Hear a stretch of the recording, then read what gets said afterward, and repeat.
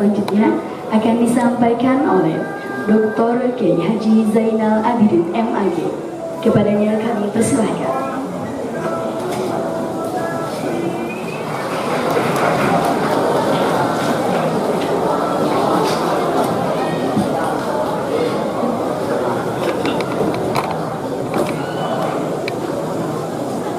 Sini cantik-cantik, di sini ganteng-ganteng. Tapi jangan lupa dagang sekoteng ke Gunung Puyuh. Wajahnya ganteng, jerawat sudah telur puyuh.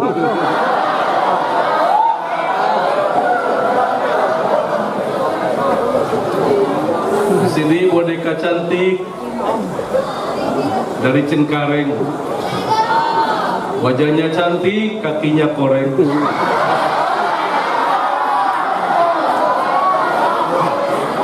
Tapi insya Allah di sini dagang sekoteng ke Cicadas, wajahnya ganteng, otaknya cerdas.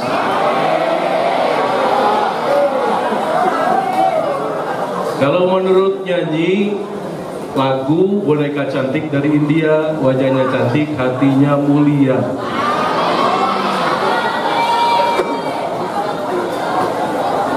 Kajengan Pak Dr. Mukhlis Kiai Haji Al-Mukarram Al-Alamah. Di sini ada cucu saya. Cece, mana Cece? Dari Sukabumi. Tadi sudah bertemu, alhamdulillah. Jadi saya juga insya Allah ada cucu di sini. Habib yang sangat saya hormati, marilah kita lanjutkan sejenak. Assalamualaikum warahmatullahi wabarakatuh.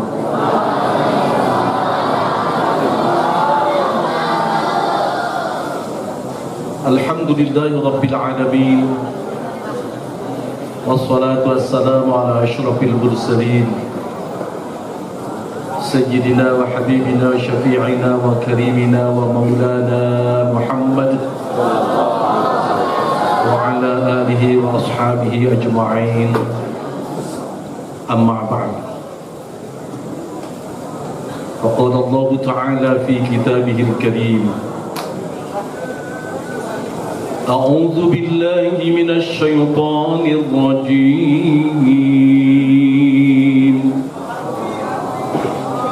بسم الله الرحمن الرحيم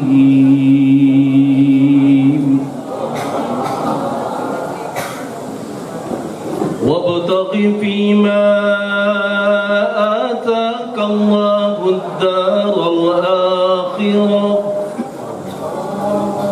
ولا تنس نصيبك من الدنيا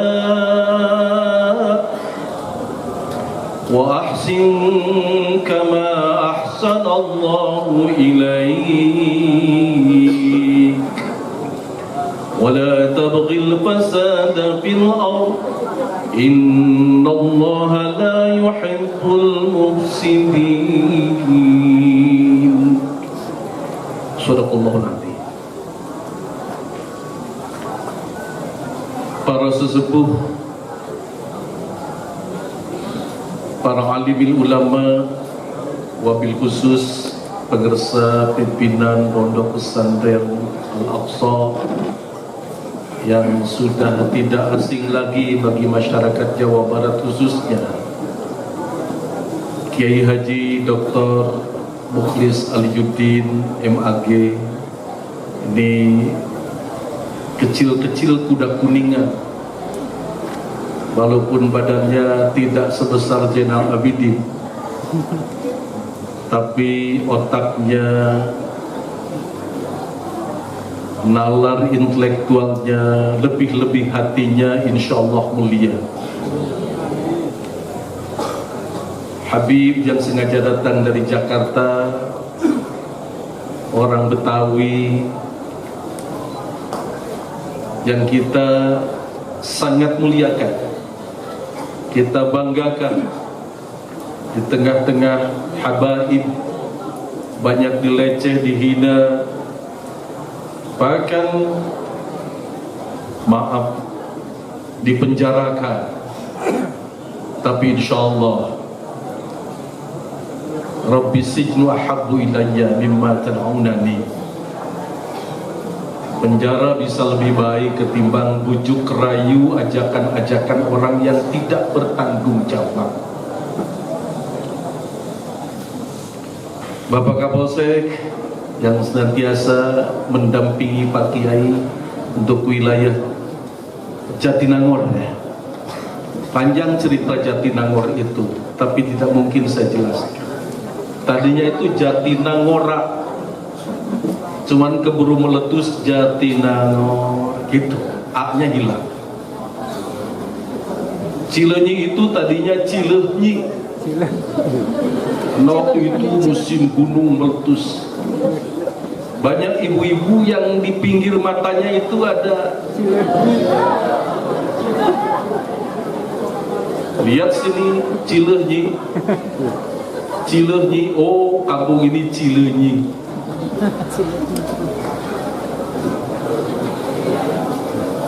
Di sini ada Bapak Wakil Dekan 1 Fakultas Dakwah, pimpinan kita ya. Mohon doa besok lusa jadi dekan Fakultas Dakwah.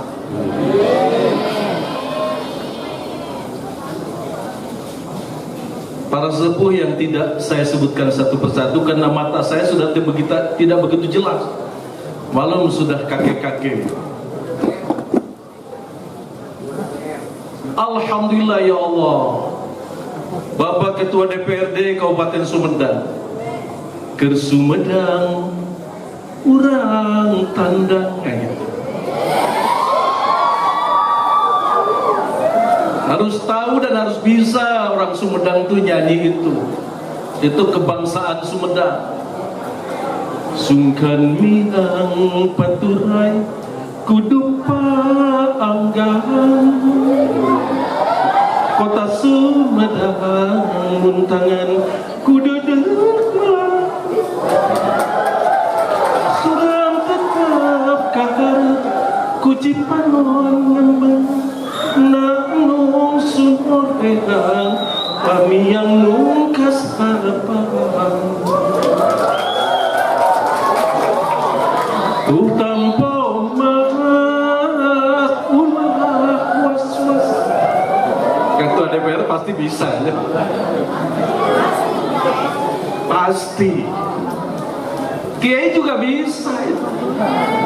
Cuman dijamban ketika nyanyinya itu. Alhamdulillah, malam ini dalam suasana yang segar bugar, sehat walafiat, cuaca mendukung, adem-adem. Bandingkan Jakarta kan di sini lebih dingin. Dingin-dingin hati ini tambah dingin. Entah mengapa, kalau cinta memang aku sudah tak punya sayang.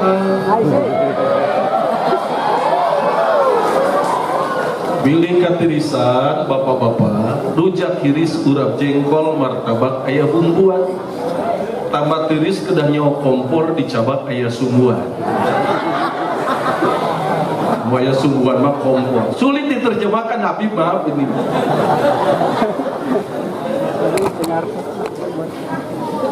Ya, bersilaturahmi, bertolabul ilmi dalam rangka memuliakan Kangjeng Nabi lewat peristiwa Isra Mi'raj yang dianggap sakral dan suci, plus dalam rangka menyambut abad kedua kaum Nahdiyin. Kita menghadapi abad kedua ini, kata pimpinan Nahdlatul Ulama dalam sambutan di Harlah 100 tahun, Kiai Haji Mukhtar akhyar. Miftahul akhyar.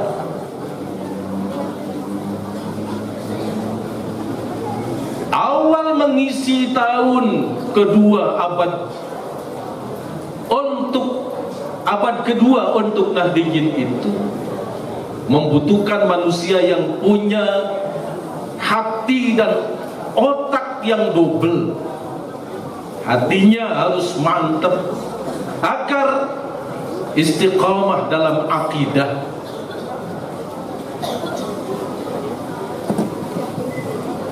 Otaknya yang kokoh kuat double agar selalu berpikir ilmiah, tapi terus mudawwamah dalam ibadah, menampakkan perilaku akhlak karimah dalam pergaulan muamalah.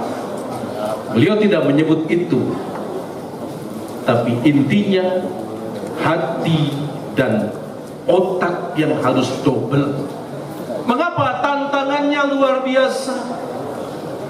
Aspek ekonomi, aspek politik, aspek budaya, aspek sains dan teknologi, apalagi sekarang sudah digitalisasi berbagai persoalan hidup kita.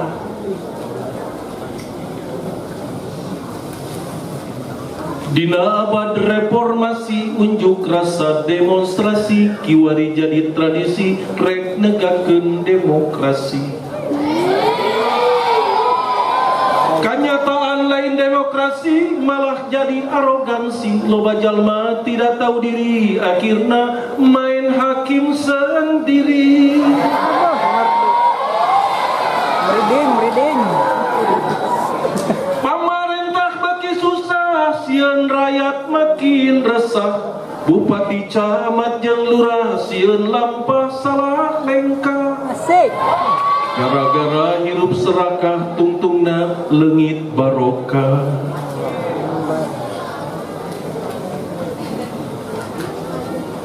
Injeung duit ka IMF, keur marab jalma kacepet. Aduh. Tapi tungtung nama erep di komentar ku CPF. Utang kita numpuk.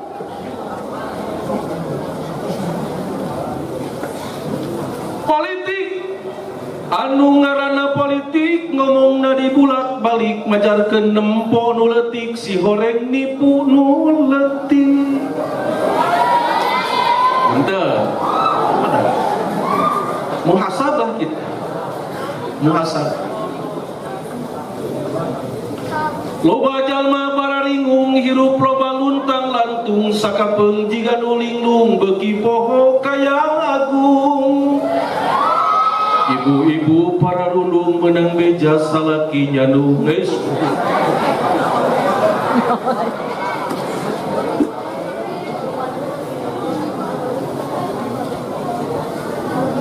Dakwah sekadar hiburan. Kiwari kita ini sekedar hiburan saja. Baca Quran kadang-kadang hanya sampai tenggorokan, tidak sampai hati nurani. Contoh, seorang qari baca Quran, melantunkan ayat di depan panggung saat MTQ tingkat nasional. Tiba-tiba sungkem kepada gurunya, kepada pembina, Kang, abdi Dawidi badai tampil. Begitu tampil dengan meyakinkan, suara mulus halus, iramanya luar biasa, alunan ayat demikian merdu, membaca surah Al-Anfal di depan dewan hakim sekian orang plus pembina yang selalu menyaksikan. Tiba-tiba ketika melantunkan ayat yang ketiga, kan Al-Anfal itu yas'alunaka 'anil anfal qulil anfalu lillahi war rasuli fattaqullaha wa aslihu dzata bainakum wa athi'ullaha wa rasulahu in kuntum mu'minin. Innamal mu'minuna alladzina idza dzukirallahu wajilat qulubuhum. Ini recehan bacanya ini. Sekedar contoh jelek saja. Wa idza tuliyat 'alaihim ayatuhu zadatuhum imana. Zadatuhum imana wa 'ala rabbihim yatawakkalun. Pas ayat yang ketiga, alladzina yuqimus salata wa mimma razaqnahum yunfiqun.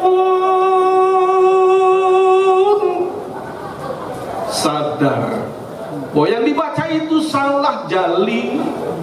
Mestinya alladzina yuqimunas shalah, dibaca alladzina yuqimus shalah. Selesai baca rentet lampu merah. Begitu keluar dari sana langsung sujud di depan pembina. Kalaupun saya salah baca, Ustaz, saya mohon maaf. Pembinanya kalem saja. Oh begitu? Kata pembina. Oh gitu? Aduh, mohon maaf. Sampai sujud di depan pembina, kenapa tidak taubat kepada Allah? Yang dibaca itu bukan kata-kata pembina, kalamullah al-munazzalu ala Muhammadin wal muta'abbadu bitilawati. Ketika salah pembina yang dirampu sujud, tapi tidak pernah sujud kepada Allah, pemilik kalimat-kalimat indah itu. Menunjukkan ayat Quran hanya sampai tenggorokan, tidak sampai hati nurani. Sekarang kan kita ini rata-rata polesan, persis seperti ibu-ibu. Kan saya pernah ditanya oleh cucu, "Bah, kenapa orang itu semuanya pengen masuk surga?" Cucunya masih kecil, 5 tahun lah, sekarang belum masuk SD. Emang di surga ada apa? Jadi kalau sekarang saya nanya, ini kan adik-adik pengen masuk surga? Ibu? Mau kan? Adik-adik mau masuk surga? Ini bapak-bapak yang di depan mau masuk surga semua? Pengen. Setelah sampai di surga mau apa?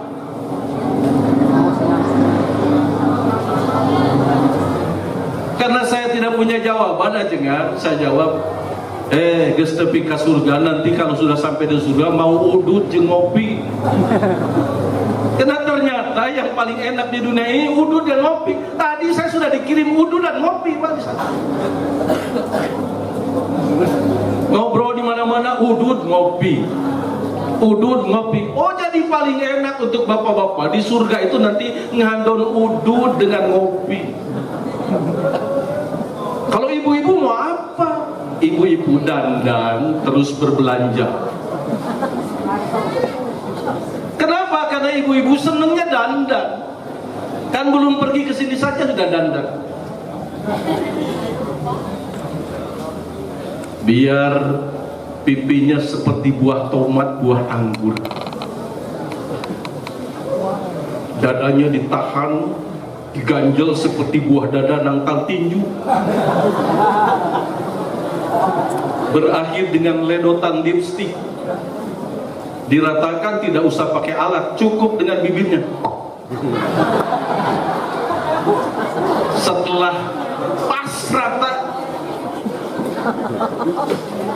pede keluar rumah. Pede. Mau kemana? Berbelanja. Kalau anak muda mau apa santri-santri? Datang ke surga itu mau selfie. Karena yang indah bagi anak-anak muda itu selfie. Dikiranya nggak ada tenaga selfie itu. Pakai tenaga, mahal selfie itu.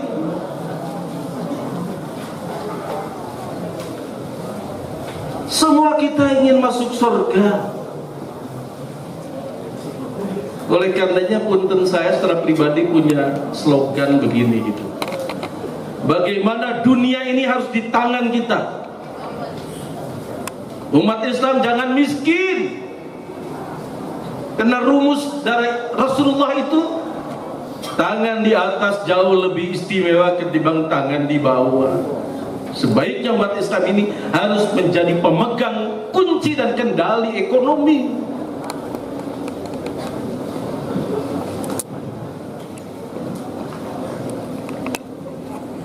Belajarlah ilmu-ilmu ekonomi.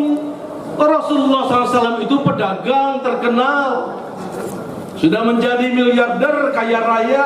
Mas kawin ketika menikahi Siti Khadijah saja, saya kira kalau dibelikan sekarang ini untuk sekian puluh ekor unta ukurannya.